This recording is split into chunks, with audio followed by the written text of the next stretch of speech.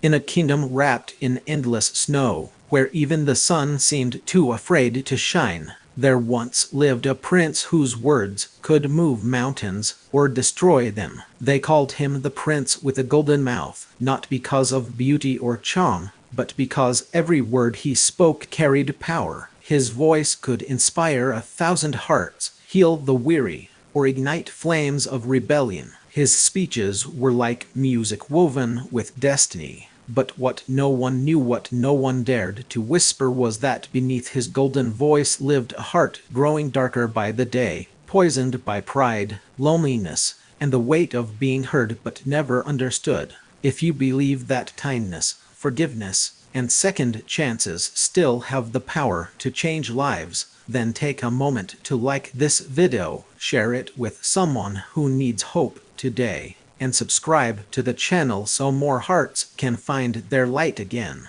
Your support helps stories like this reach those who have forgotten what it means to believe. From birth, Prince Arian was destined to rule a kingdom carved in stone and silence. His mother, Queen Leora, was a woman of fire and wisdom, and his father, King Edric, a ruler whose justice was feared more than loved. The people whispered that Arian was blessed by the angels, for even as a child, when he spoke, the air shimmered with warmth. His words soothed the sick, tamed angry mobs, and even calmed the storms that battered the palace walls. But as he grew older, that gift became a burden. Everyone wanted something from him: praise, guidance, reassurance, until his voice was no longer his own. The golden words that once flowed freely began to feel like chains, binding him to expectations he could no longer bear.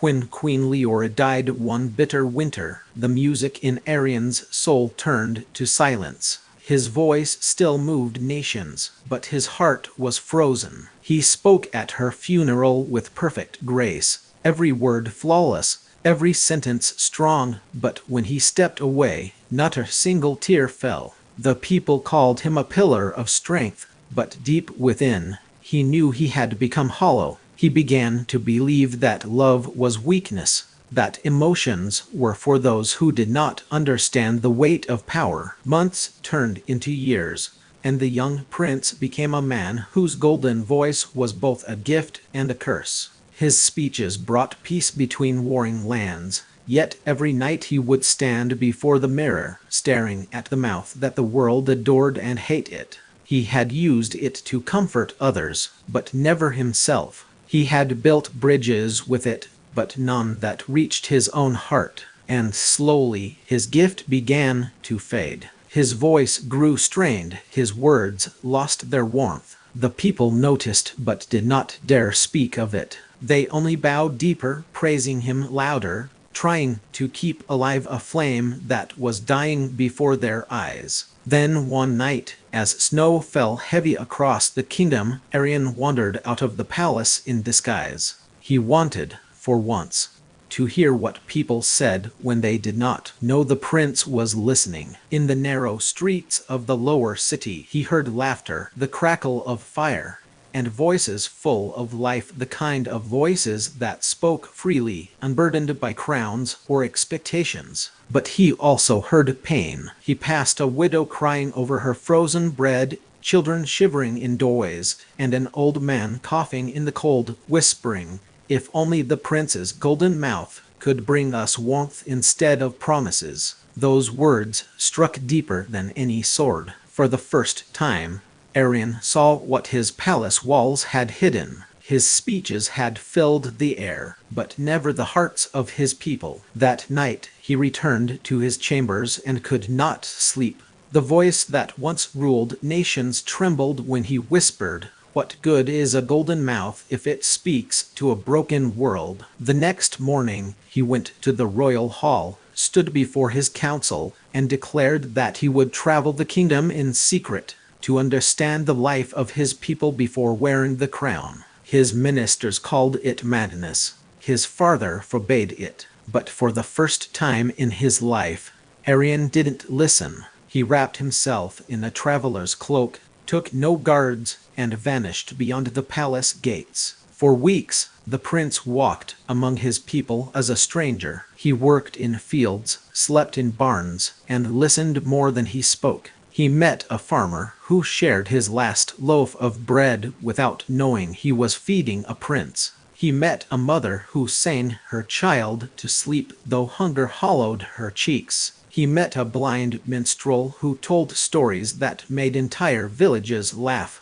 proving that even a man without sight could see the beauty in the world. Slowly, Arian began to change. He learned that his golden words were never meant to rule, but to heal, never meant to command, but to comfort. But fate was not done testing him. One evening, he reached a village buried deep in the valley, a place cursed by silence. No laughter, no speech, no song. The people there had lost their voices after a mysterious illness swept through years ago. They communicated only with gestures and eyes full of sorrow. When Arian tried to speak to them, they simply smiled and bowed. His gift, his entire identity, was useless here. For the first time, he was truly voiceless. He stayed in that village for months, helping repair roofs, carrying water, tending fires. And in that silence, he discovered something powerful. Words were not the only way to speak. Kindness, compassion, sacrifice, they had their own language. He began to see that sometimes silence spoke louder than sound. The people taught him how to listen with his heart instead of his ears. Then one harsh winter morning, the village was attacked by bandits. They stormed in, stealing food and setting homes ablaze.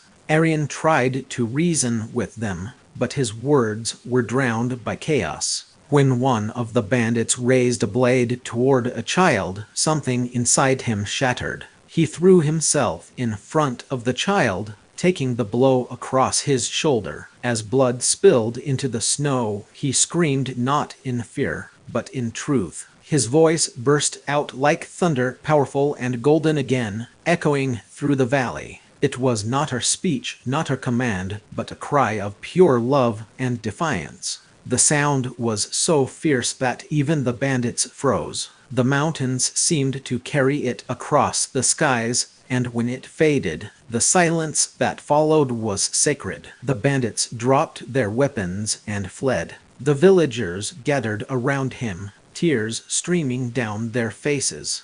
They could not speak, but they didn't need to. In their eyes, he saw gratitude deeper than words could express. That day, Arian understood the true power of his gift. It was never about glory or command, it was about truth, emotion, and connection. His voice was never meant to make him a ruler above others, but a bridge between hearts. When he finally returned to the palace, weak but alive, the people did not cheer his return, they wept. For the first time, their prince did not speak from a balcony. He stood among them, touched their hands, and said, "Forgive me. I have spoken all my life but never listened. I promised peace but never shared your pain. But from today, my words will be yours." From that moment on, the kingdom changed. The golden halls opened to the poor, the royal feasts became meals for all, and the snow that once symbolized coldness began to feel like purity and renewal. Songs were sung about the prince who found his voice not in his throne room, but in the hearts of his people. They said his voice could now make flowers bloom, and some swore that even the wind carried whispers of his kindness. Years later, when King Edric passed away, Arian was crowned, but his first decree as king was simple: every citizen, no matter how humble, would have the right to speak and be heard. For a kingdom's true strength, he said, lies not in its crown, but in the voices of its people. And as his voice echoed through the land, it felt different now, softer, fuller, touched by truth. Yet even as his fame spread beyond borders, Arian never forgot the silent village. Each winter, he returned there, bringing gifts and food, sitting quietly with those who had once taught him the meaning of silence. He no longer needed to speak to be understood. Sometimes he simply smiled and they smiled back, and that was enough. Years later, when he grew old and frail, the people gathered beneath the palace to hear his final address. His golden voice was softer now, but still carried the warmth of 1,000 suns. "I was born with a voice that could move hearts," he said, "but I learned that the greatest words are not spoken, they are lived. Speak with love, even when no one listens. Be kind, even when the world is cruel, because in the end, a single act of kindness speaks louder than a lifetime of words." If this story touched your heart, please take a moment to like, share, and subscribe. It helps this message reach others who might need light in their darkness. Before you leave, I have one special request. Comment below what you think the true meaning of a golden mouth is. Is it in speech,